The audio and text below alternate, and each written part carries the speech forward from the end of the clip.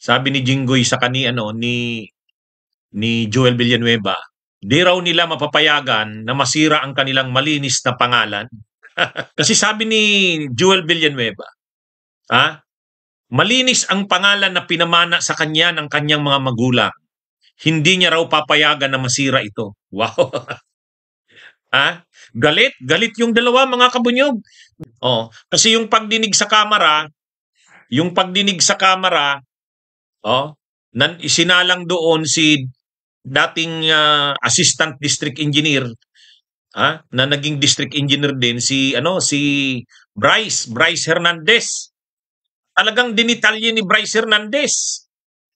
Sabi ni Bryce Hernandez, mga kabunyog, sabi ni Bryce Hernandez, si Senator Jinggoy Estrada nagdala ng 355 million pesos na projects, mga flood control lang yun. Doon lang daw sa Bulacan yun, sa First Engineering District, yung sakop nila.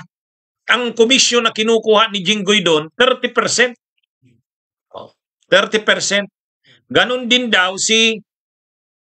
si Joel Villanueva, 600 million naman.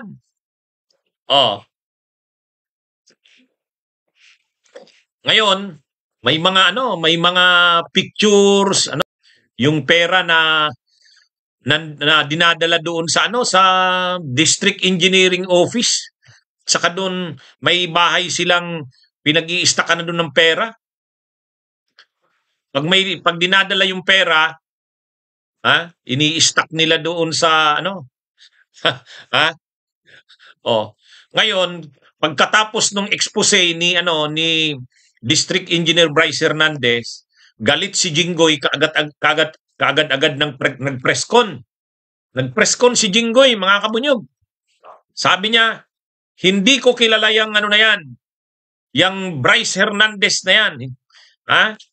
Yung assistant district engineer na yan. Sinungaling yan.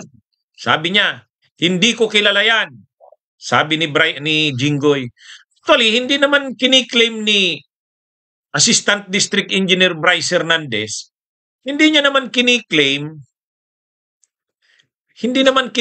ni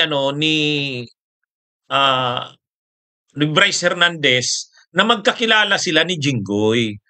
Ang sinasabi ni Bryce Hernandez, ang talagang mag-close at super close ay itong si Jinggoy at saka yung kanyang boss, si District Engineer Alcantara. Yan. Sabi ni Bryce Hernandez, sila ang close. Kaya tama naman si Jinggoy sa sinabi niya, hindi niya kilala si Assistant District Engineer Bryce Hernandez. Hindi naman ganun ang kiniklaim ni Bryce Hernandez. Ang kiniklaim ni Bryce Hernandez, yung boss niya, ang kausap nila Jinggoy at saka ni Joel Villanueva. Kaya itong si District Engineer Alcantara, itong controversial na itong masyado na district engineer. Yan. Yan mga kabunyog, mga kababayan. Kaya yung pera na yan, dinadala yan doon sa opisina, tapos hinahati nila, pagkahati, pinapadala na kung kani-kanino yan. Kay Jinggoy, kay Joel Villanueva, sa mga officials ng DPWH. Yan mga kabunyog, mga kababayan. Ngayon, galit si Jinggoy. Sabi ni Jinggoy, sinungaling yang na yan. Sinungaling daw si Kaya galit talaga si Jinggoy, kakasuhan kita. Ang problema niya diyan, pag kinasuhan niya si Bryce Hernandez, lalong ilalabas nun ang mga ebidensya.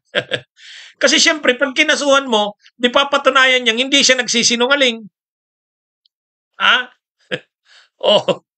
Ngayon, sabi ni Jinggoy, hindi niya raw hahayaang masira ang malinis niyang pangalan. Sabi ni Joel Villanueva, pinalaki siya ng kanyang ama, ng kanilang pamilya, na itinuro sa kanila ang langit at impyerno. Hindi ganun talaga yung pagkakasabi ni Joel Villanueva. Itinuro daw sa kanya ng kanyang mga magulang ang langit at impyerno. Matindi. May mga langit at impyerno ka na ngayong nalalaman. Ha? Pwede yan. Ha? Pwede yan. Langit at impyerno. Ang buhay mo ngayon, langit. Hmm. Pero sa susunod na mga araw, magiging impyerno yan. Sabi ni Joel Villanueva, haharapin niya anuman ang mga investigasyon. At hindi niya hahayaang masira ang kanyang malinis na pangalan. Actually mga kabunyog, ang common sa kanila, hindi nila hahayaan daw na masira ang kanilang malinis na pangalan. Yan ang suma total. Ang tanong, malinis nga ba ang kanilang pangalan? Yan lang. Alam naman natin ang record ng dalawang yan. Hindi ito pang-iintriga. Hindi ito pang-iintriga. Ang common, yun. Ano ang common sa dalawa na yan? Ang common sa dalawa na yan, pareho sila nakasuhan ng PDAF. Yun. Yan ang common sa dalawa na yan. Pareho sila nakasuhan ng PDAF. Pareho sila na involved kay Napoles. Di ba? Huwag silang magano. Hindi yan pang-iintriga. Si Jinggoy ay nakulong. Nakulong. Kaya lang ano siya na itong si Jinggoy, mga kabunyog, na-acquit siya doon sa plunder, pero na-convict siya sa graft. Na-convict siya sa graft. Tungkol pa rin yan sa PDAF. At si Napoles. Ganyan din si Joel Villanueva. Si Joel Villanueva, dati siyang sibak party list sa dating kongreso. Noong 2008, na-involved din siya sa PDAF scam ni Napoles. Sa katunayan, pinakasuhan siya ni Conchita Carpio Morales sa Sandigan Bayan. May pending case pa siya sa Sandigan Bayan. Hindi lang gumagalaw. So anong common sa kanilang dalawa? Ang common sa kanilang dalawa, PDAF scam sa Napoles. Tapos ngayon naman, flood control. Ngayon, anong sinasabi nilang di nila mapapayagan na masira ang kanilang malinis na pangalan? Wala ba silang history na nakasuhan man lang tungkol sa graft, tungkol sa plunder? Mayroon.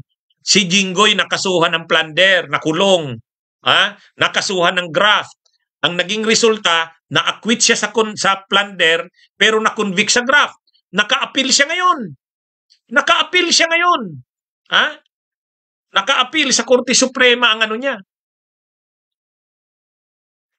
Kaya nga hindi siya pwedeng lumabas ng bansa na hindi nagpapaalam sa korte. Kasi yung graft conviction niya naka-appeal. Ito naman si Joel Villanueva noong 2008 na PDAF, nakasuhan siya kasi kasama siya sa mga kongresista na pinagamit ang kanilang PDAF kay Napoles. 10 million pesos yun. At na-indict siya ng ombudsman. Sinampahan siya ng kaso sa Sandigan Bayan. Kaya lang, hindi pa tapos ang kaso hanggang ngayon. Hindi gumugulong. Kaya paano nila sinasabing hindi nila hayaang masira ang kanilang malinis na pangalan? Sus naman, may history na kayo ng mga kasong ganyan. Pareho sila sa PDAF ni Napoles. Pareho sila, ang kaso nila, PDAF. Si Jinggoy sa Senado. Si Joel Villanueva sa Kongreso. Kasi nung mga panahon, pareho sila may mga PDAF. May PDAF si Jinggoy, may PDAF din si Joel Villanueva. Yung PDAF ni Jinggoy, binigay niya kay Napoles. Binigay niya. Ito rin si Joel Villanueva, binigay din yung PDAF niya, 2008. Kaya nakasuhan sila. Pareho silang nakasuhan sa PDAF. Ang pagkakaiba lang ni Jinggoy, nakulong kasi plunder, non-bailable. Ito kasing si Villanueva, 10 million lang naman ang dito, kaya hindi yan plunder. Pero nakapending ang kaso ni Joel Villanueva sa Sandigan Bayan. Yan mga kabunyog, mga kababayan, 2008 yan. Kaya ano ito, wag itong magmali. Sus naman. Bunyog, bunyog, halikan na kasama ka. Bunyog, kapag buklod ay may pag-asa. Luzon, Visayas, Mindanao, isa ang pananaw. Sa bagong Pilipinas ang bunyog isisigaw. Bunyog, bunyog.